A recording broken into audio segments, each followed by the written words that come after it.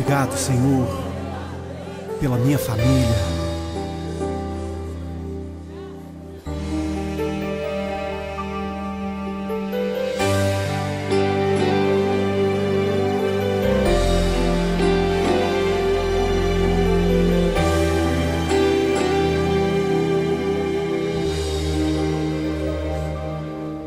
Te agradeço pela minha família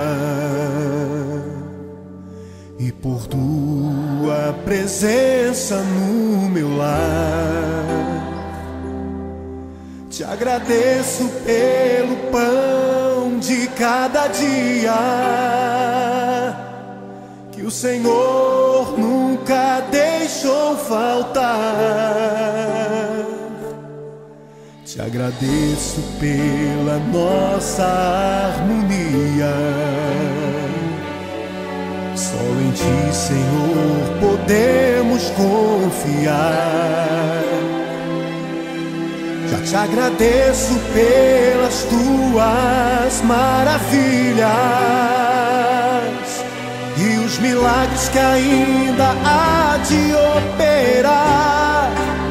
A minha família é bênção do Senhor. Me ensina a tratar minha família com amor. Edifica minha casa para o Teu louvor. A minha família é um presente do Senhor.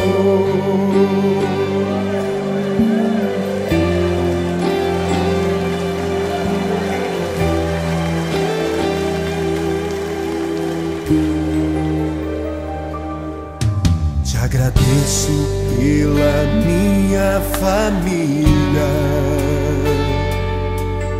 e por Tua presença no meu lar. Te agradeço pelo pão de cada dia que o Senhor nunca deixou faltar. Te agradeço pela nossa harmonia. Só em Ti, Senhor, podemos confiar. Já te agradeço pelas Tuas maravilhas e os milagres que ainda há de operar. A minha família é bênção do Senhor.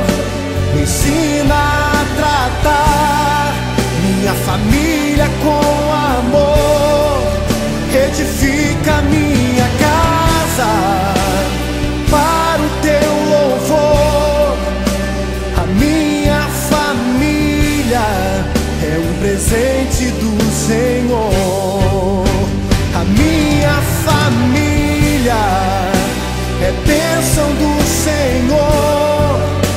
Me ensina a tratar minha família com amor. Edifica minha casa para o Teu louvor. A minha família é um presente do Senhor. A minha família é bênção do Senhor. Eu convido você a dar um abraço nessa pessoa que você tanto ama. E se você não está perto dessa pessoa, liga para ela, diga: eu te amo, você é muito importante para mim. A minha família é um presente do Senhor. A minha família é bênção do Senhor. Me ensina a tratar minha família com amor. Edifica minha casa para o Teu louvor. A minha família é um presente do Senhor.